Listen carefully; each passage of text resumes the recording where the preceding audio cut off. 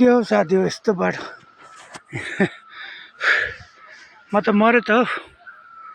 कस्तो डाँडा रहेछ हौ हैट तेरिकै हेर्नुहोस् है साथी हो मेरो अन्त खलखल पसिना आइरहेछ डाँडा हेर्नु त साथी हो कस्तो छ के गरेर खानु हो यस्तो डाँडामा बसेर यार जिन्दगी त गाह्रो छ हौ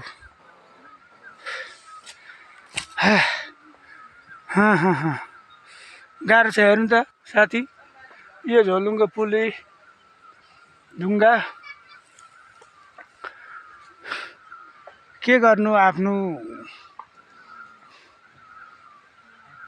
वासस्थान त भएन र पनि कर्म दिने ठाउँमा चाहिँ कर्म र हामी पनि हेर्न पहाडहरू कस्तो हुँदो रहेछ के हुँदो रहेछ भनेर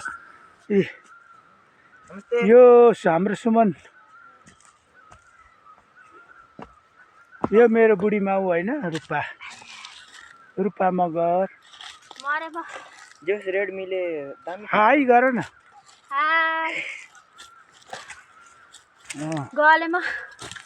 अब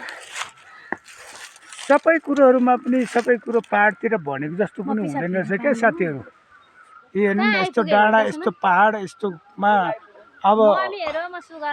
जन्मस्थल म मरङको हो होइन अब मरङमा जन्मेको मान्छे कसरी अब म यो डाँडाहरूको निरीक्षण गर्नु के भने आफ्नो